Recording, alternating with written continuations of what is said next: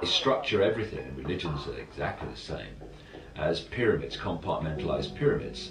So if you look at any organization today, including Christianity or Islam or any of it, they're structured as pyramids, and pyramids within pyramids. So the vast majority of people are in the body of the pyramid, and they have been manipulated to believe that their religion is true and their God is the only God. And the actual theory of evolution would probably be the survival of those that cooperate in the community of life, and that's a very completely different way of looking at life. We're not put on top of the planet. We evolved from the planet, and as we destroy the roots that provided for us, we destroy our own existence. So we are right now very seriously facing our major extinction, which, interesting for most people who look at the world and don't see much change going on, it's like that's the big surprise. We're already into the final hoo-ha.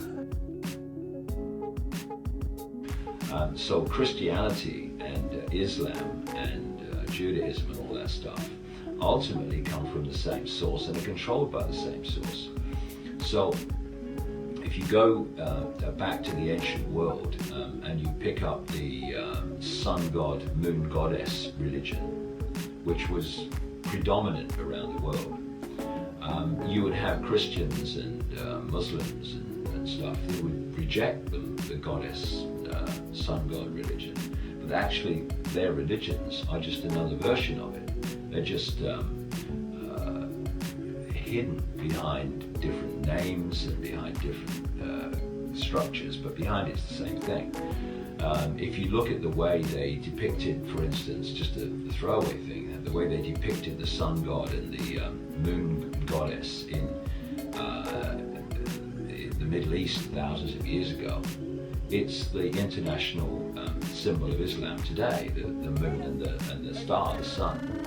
If you look at the background to Christianity, you see that Jesus was just another version of the sun god, like Mithra and Tammuz in Babylon and so many others, Dionysus, Bacchus. The same story was told about them thousands of years before Christianity that was told about Jesus. They just put the story in another historical setting and changed the names. And Jesus is a symbol for the sun. This is why what was said about him and the way he's depicted is a mirror of the way they depicted Horus, the symbol of the sun in ancient Egypt.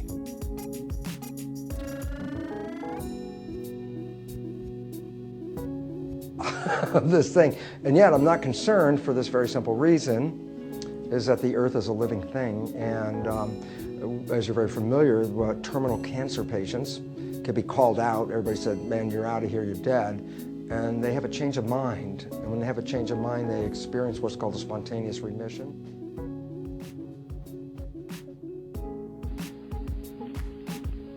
See what happens. You go to a hospital, and you're at the end. You've got terminal cancer. And all your friends come around, and they wear false smiles, and they say, cheer up, you'll be all right.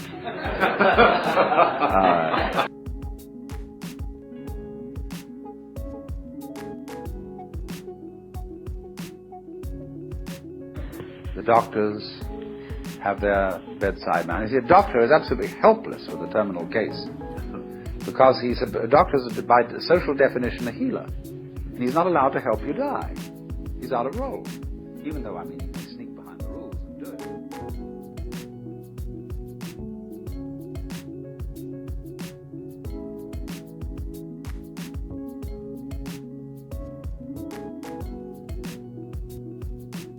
There's a certain grave demeanor to all this, and all the nurses are so pleasant and so totally distant because they know this is death. And they may be frank with you. That's why they feel distant. It's not that they're not concerned. It's not that they're heartless people.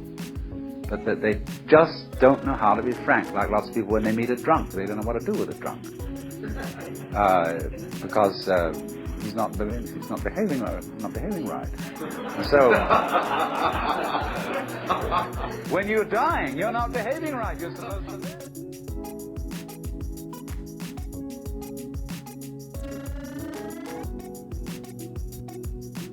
We don't know what to do with a dying person. We don't get around that person and say, listen now, listen man, listen, I've got the news for you. You're going to die. And this is going to be great. Look, no more responsibilities. Don't have to pay those bills anymore. Don't have to worry about anything. You're going to just die. And let's go out with a bang.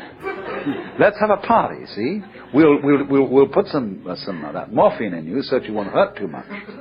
But we're going to prop you up in bed, and we're going to bring all our friends around, and we're going to have champagne, and you're going to die at the end of it. It's going to be just marvelous. It's like being born, see? When we had birth problems, see, all women used to think that birth had to be painful. It was good for them. It was one of the things you had to suffer because you'd been screwing around with people, and therefore you had to have a child, and it's got to hurt. And then the doctors got together and they scratched their heads, and the man called Grantley Dick Reed said, no, birth doesn't hurt, it's natural.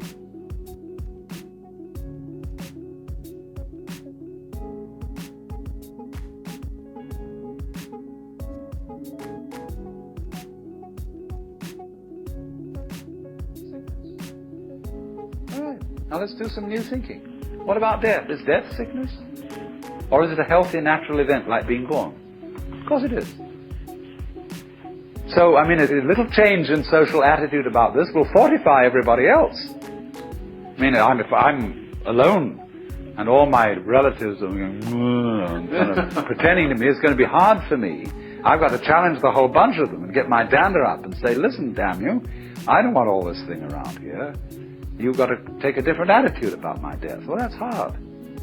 But if everybody helps me, and we do, we're all one body, if they all come around and say, congratulations, you're going to die.